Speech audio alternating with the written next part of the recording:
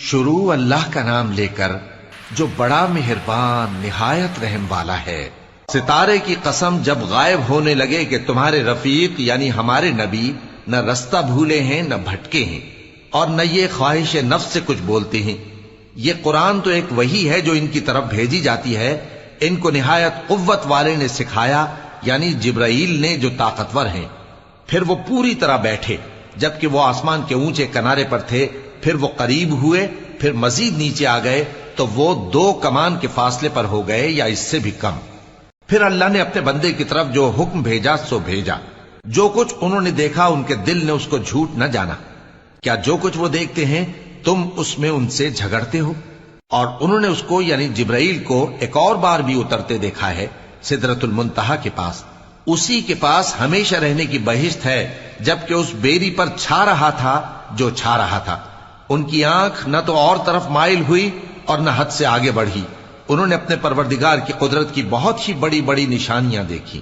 بھلا تم لوگوں نے لات اور عزا کو دیکھا اور تیسری مورتی یعنی منات کو؟ مشرکو، کیا تمہارے لیے تو بیٹے ہوں اور اللہ کے لیے بیٹیاں؟ یہ تو بہت ہی بے انصافی کی تقسیم ہوئی۔ وہ تو صرف نام ہی نام ہے جو تم نے اور تمہارے باپ دادا نے رکھ لیے ہیں، اللہ نے تو ان کی کوئی سند نازل نہیں کی۔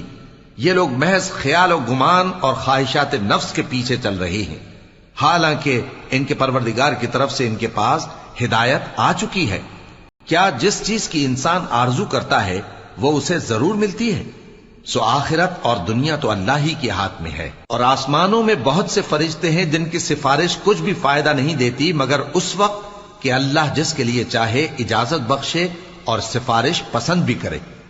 جو لوگ آخرت پر ایمان نہیں لاتے وہ فرشتوں کو لڑکیوں کے نام سے موسوم کرتے ہیں، حالانکہ ان کو اس کی کچھ خبر نہیں۔ وہ صرف خیال و گمان پر چلتے ہیں، جبکہ خیال و گمان حق کے مقابلے میں کچھ کام نہیں آتا۔ تو جو ہماری یاد سے روگردانی کرے اور صرف دنیا ہی کی زندگی کا خواہاں ہو، اس سے تم بھی منہ پھیر لو۔ ان کے علم کی یہی انتہا ہے۔ تمہارا پروردگار اس کو بھی خوب جانتا ہے جو اس کے رستے سے بھٹک گیا، اور اس سے بھی خوب واقف ہے جو رستے پر چلا۔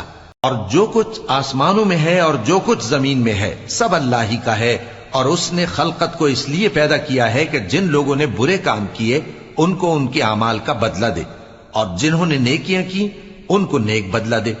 جو صغیرہ گناہوں کے سوا بڑے بڑے گناہوں اور بے حیائی کی باتوں سے اجتناب کرتے ہیں، بے شک تمہارا پروردگار بڑی بخشش والا ہے۔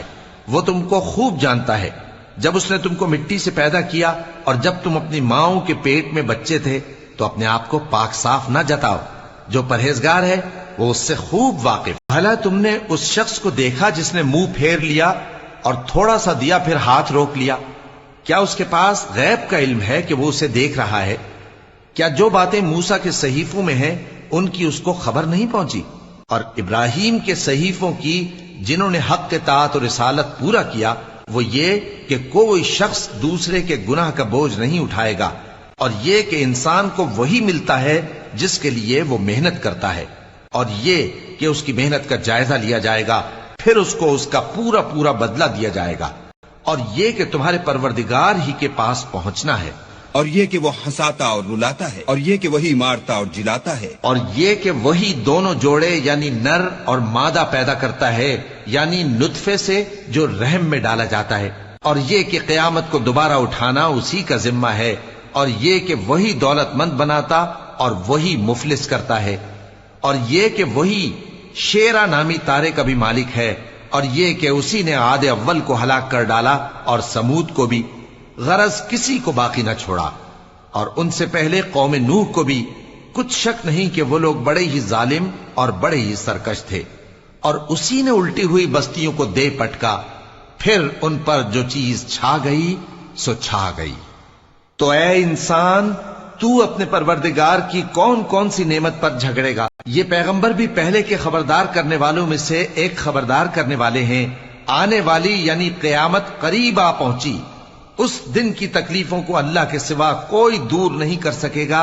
اے کافرو، کیا تم اس کلام پر تعجب کرتے ہو اور ہنستے ہو اور روتے نہیں؟ اور تم غفلت میں پڑے ہو تو اللہ کے آگے سجدہ کرو اور اسی کی عبادت کرو۔